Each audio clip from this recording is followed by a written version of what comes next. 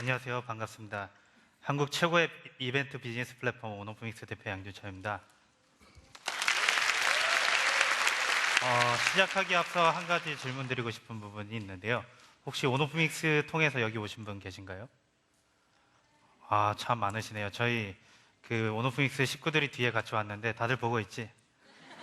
그리고 박종옥 님이 페이스북 통해서 이제 오신다고 말씀하셨었는데 박종옥 회원님 어디 계시죠? 예, 반갑습니다. 먼저 제가 이런 저의 이야기를 드리기에 앞서 먼저 감사드리고 싶다는 말씀을 드리고 싶었고요. 이제 저의 이야기를 하도록 하겠습니다. 혹시 여기 있는 텍스트가 보이신다고 하면 같이 읽어주실 수 있나요? 자, 시작하겠습니다. 200년 전에 노예 해방을 외치며 미친 사람 취급을 받았습니다. 100년 전에 여자에게 투표권을 달라고 하면 감옥에 집어넣었습니다. 50년 전에 식민지에서 독립운동을 하면 테러리스트로 수배되었습니다. 단기적으로는 불가능해 보여도 장기적으로 보면 사회는 계속 발전합니다. 그러니 지금 당장 이루어지지 않을 것처럼 보여도 대안이 무엇인지 찾고 이야기해야 합니다. 제가 이 세바시 강의를 준비하면서 저희 부사장과 같이 이야기를 나누던 중에 부사장이 자기 전에 읽는 책이 있는데 그 책 가장 맨 앞 서두에 있었던 글이었거든요. 이 글이 제가 말씀드리고 싶은 이야기를 가장 잘 축약했다라고 생각이 돼서 이거를 함께 나누고자 같이 읽어달라고 말씀을 드린 부분이고요. 제가 여러 미디어나 여러 가지 방송들을 보면은 미디어나 사회에서 계속 얘기하는 것이 청년들이 힘들다고 얘기합니다. 저런 술을 마시는 사진이나 정말 피눈물을 흘리는 사진 같은 걸 자극적인 것을 통해서 청년들이 힘들다고 얘기를 하고 있는데요. 28살로 안 보이시죠? 그러니까 저도 청년이고 그 청년의 한가운데 있는 사람으로서 저는 궁금한 점이 두 가지가 생겼습니다. 왜 맨날 우리가 힘들다고 얘기하지? 난 태어나서 지금까지 한 번도 힘들어 본 적이 없는데. 그렇다고 하면 힘들다고 매번 얘기하는데 그럼 우린 왜 힘들어진 거지? 이 두 가지에 대해서 계속적으로 고민을 하니까 이런 결론을 내리게 되었습니다. 미디어는 언제나 일방적으로 우리를 규정하고자 한다.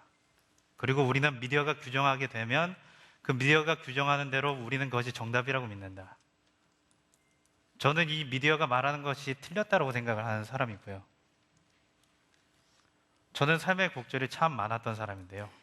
1985년에 태어나서 7살 때 컴퓨터를 처음 접하고 컴퓨터를 사랑하게 된 저는 컴퓨터 공학 박사를 꿈꾸게 되었습니다. 컴퓨터 공학 박사를 꿈꾸며 살던 중에 부모님이 사업을 시작하셨고 그렇게 표현해도 되는지 모르겠지만 재수없게도 IMF가 다가오고 부모님 사업이 부도가 나고 중학교 2학년이라는 나이에 빚쟁이들과 싸우면서 정말 다이나믹하게 살았었는데, 그러니까 공학 박사를 꿈꾸던 저에게 부모님의 사업의 시작과 끝을 보는 한 자극을 통해서 공학 박사가 아닌 사업가가 되겠다라는 생각을 하게 되었고요. 그 사업가가 되겠다는 꿈을 위해서 고등학교 진학이 아닌 고등학교 때 창업을 하겠다라는 마음으로 창업을 하게 되었고, 창업도 잘했어야 되는데 첫 번째 창업은 잘 마무리했지만 두 번째 창업 멤버로 들어갔던 회사에서 2천만 원이라는 빚을 지게 되면서 고3이라는 나이에 빚을 떠안게 되고요.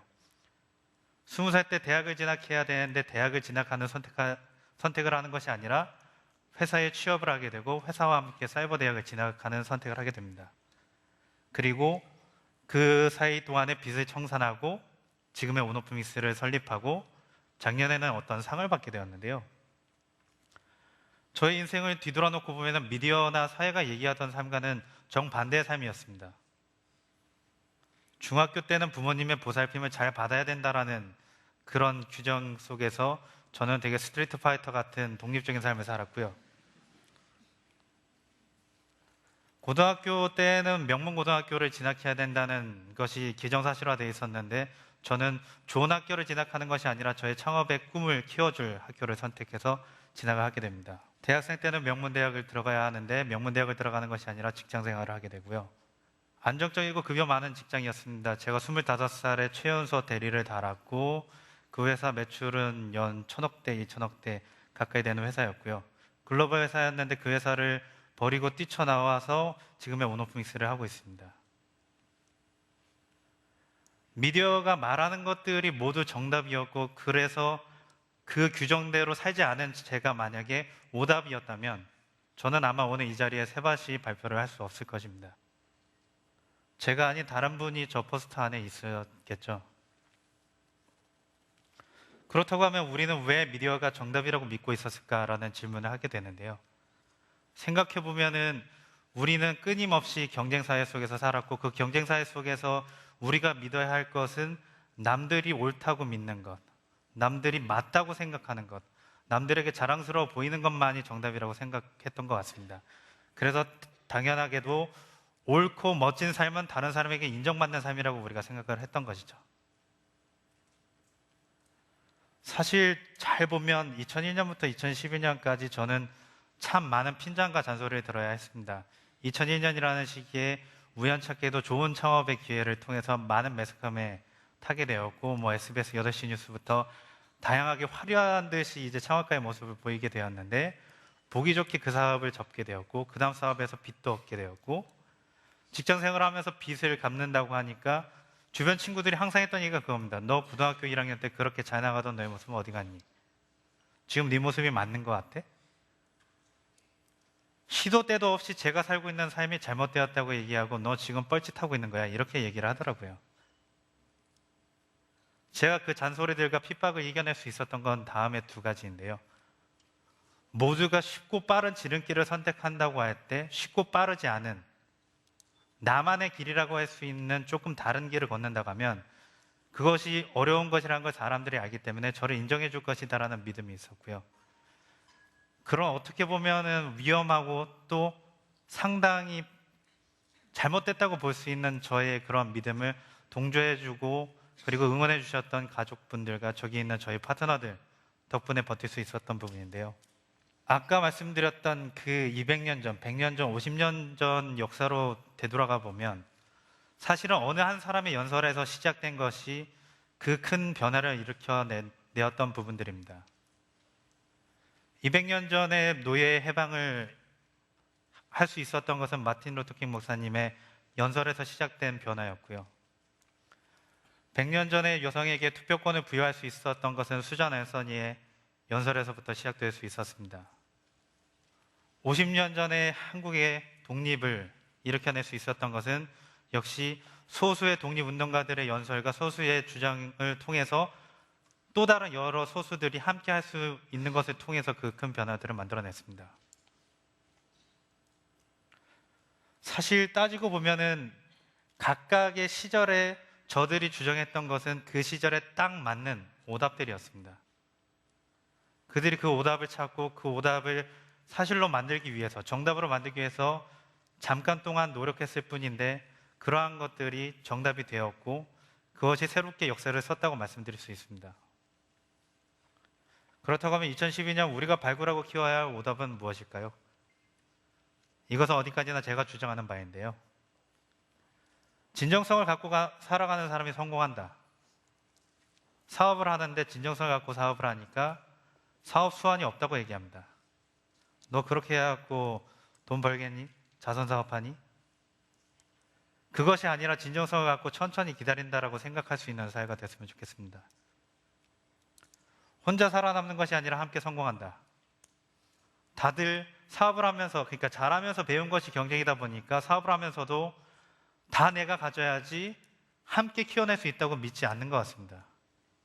그런 것이 아니라 너가 잘하는 것은 너가 잘하고 내가 잘하는 것은 내가 잘해서 함께 한번 이 판을 키워보자라고 생각할 수 있는 사람들이 많아졌으면 좋겠습니다. 성공이 아닌 행복을 위해서 산다. 제가 지금까지 버텨낼 수 있었던 것, 지난 10년 동안 제가 그 많은 핍박과 그런 비판 속에서 살아남을 수 있었던 것은 저희 부모님께서 저에게 말씀하셨던 딱 하나, 너의 행복을 위해서 살아라. 그 하나를 쫓았던 것, 그것을 계속 지켰던 것, 그것뿐인 것 같습니다. 그런 측면에서 저희 후배들이 성공이 아닌 행복을 위해서 사는 후배들이 되었으면 좋겠고요. 지금 여기 계신 분들이 저의 이야기를 듣고 우리는 함께 기적을 만들 수 있다라고 생각하셨으면 좋겠습니다. 지금까지 이야기에 공감한다면 제가 몇 가지 부탁드리고 싶은 게 있는데요. 무한 경쟁이 아닌 행복이 우선이라고 저희의 가족들에게, 후배들에게, 조카들에게 말씀하셨으면 좋겠습니다. 혼자 다 하려고 하지 마시고요. 무언가 한다고 할 때 항상 같이 하려고 노력하시고 그것을 통해서 함께 결과물을 만들려고 노력하셨으면 좋겠습니다. 옳다고 생각하는 일을 우리는 나만 옳다고 생각하는 것이 아닐까라고 생각을 하면서 조금 꺼리거나 아니면 하지 못하는 경우가 많은데요. 옳다고 생각한다면 다른 사람들 신경 쓰지 마시고 그 옳은 일을 위해서 용기 있게 도전하셨으면 좋겠습니다. 주식들 많이 하시죠?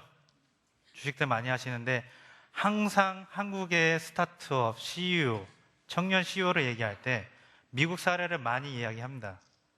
오늘날의 페이스북이 있을 수 있는 이유는 주식이 아니라 가능성이 보이는 스타트업에 투자할 수 있었던 그 몇 명의 사람들 덕분이라는 것을 여러분들이 기억하셨으면 좋겠습니다. 지금의 사회는 저희가 잠깐 빌려서 쓰다가 저희 후배들에게 다시 넘겨줘야 하는 그런 어떤 주고받는 유리병과 같은 그런 것이라고 생각합니다. 저희가 어떤 선택을 하느냐, 어떤 노력을 하느냐에 따라서 저희가 전달하는 그 유리병 속에 더럽고 살기 힘들고 아이를 낳기가 무섭고 그런 사회를 넘겨주는 것이 아니라 밝고 즐겁고 행복한 사회를 넘겨줄 수도 있습니다. 우리의 후배들에게 더 이상 눈물을 흘릴 수가 없어서 피눈물을 흘리는 것이 아니라 술을, 담배를 그것보다 더 자극적인 것을 찾고 그것에 기대는 것이 아니라 친구들과 함께 즐겁게 행동하고 혼자가 아니라 함께 연대해서 만들어갈 수 있다라는 그런 미래를 만들어 주셨으면 좋겠습니다. 불과 작년까지만 하더라도 저는 이런 내용을 세바시에서 발표할 것이라고 생각을 하지 않았습니다. 그리고 제가 지금 말씀드리고자 하는 이 부분들 저 역시도 나 혼자, 그건 나 혼자 생각하는 걸 거야 라고 생각을 했습니다. 근데 한 8개월 전부터 제가 한 사람 한 사람을 만나가는 과정에서 그냥 단순히 커피 한 잔 나누면서 이야기를 꺼냈을 뿐인데 저와 같은 생각을 갖고 있는 사람들이 많다는 것을 알게 되었습니다. 그리고 그분들도 역시 저와 똑같이 나만 그런 생각하는 거 아닐까? 라고 생각하시는 것을 알 수 있었습니다. 그래서 저는 오늘 감히 용기 있게 여러분들께 말씀을 드리고 싶습니다. 저와 함께 새로운 정답을 찾을 사람을 찾습니다. 페이스북 주소고 트위터 주소인데요. 어떤 형식으로든 각자가 살아가면서 정말 이거는 나 혼자 생각하는 것이 아니라 함께 생각하고 함께 만들어가고 싶다라고 생각하시는 주제가 있다고 하면 함께 나누고 함께 만들어갔으면 좋겠습니다. 감사합니다.